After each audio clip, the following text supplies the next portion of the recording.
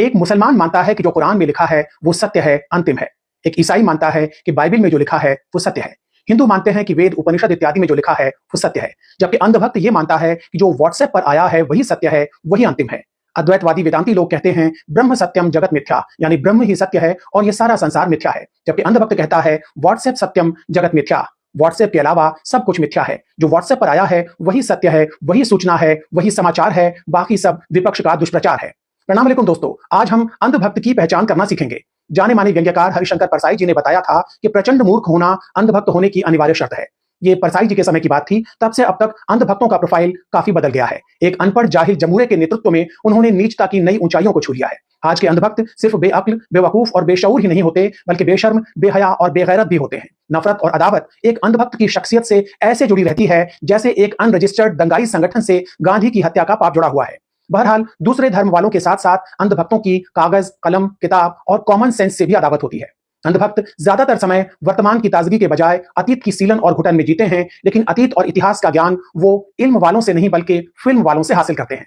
इनके अखंड ओछेपन का इस बात से भी अंदाज मिल जाता है कि हर भाषा में जो सबसे सुंदर शब्द होते हैं, जैसे कि प्रेम, जैसे कि शांति, सहिष्णुता, लोकतंत्र, बराबरी, अधिकार, ऐसे सुंदर शब्दों को सुनकर अंधभक्तों को आग लग जाती है। अंधभक्त खोजी टाइप के इंसान होते हैं, लेकिन इनकी खोज की दिशा हमेशा गलत होती है। ये अखबार की हर खबर में नफरत खोजते हैं, शहर की हर मस्जिद के नीचे मंदिर खोजते हैं, धार्मिक पुस्तकों में विज्ञान खोजते हैं, ठगी और रेप करने वालों में अपना गुरु खोजते हैं और नरसंहार कराने वालों में अपना लीडर। दिल और दिमाग के साथ साथ इनकी आंखें भी कमजोर होती हैं, इसलिए इन्हें अपना शेरू भी शेर नजर आता है। अंधभक्त की आंखों पर मोतियाबिंद का जाला पड़ा होता है, इसलिए इन्हें हत्याओं में धर्म दिखता है, दंगों में सभ्यता, अराजक भीड़ में भव्यता और सस्ती सजावट में दिव्यता। बात से पलटने में अंधभक्तों का कोई जवाब नहीं। ये पहले कहते हैं कि हमारा लीडर शेरू है, शेरू एक ही काफी है। फिर जब निकम्मा शेरू कुछ कर नहीं पाता तो कहते हैं कि एक बेचारा अकेला शेरू क्या क्या कर लेगा।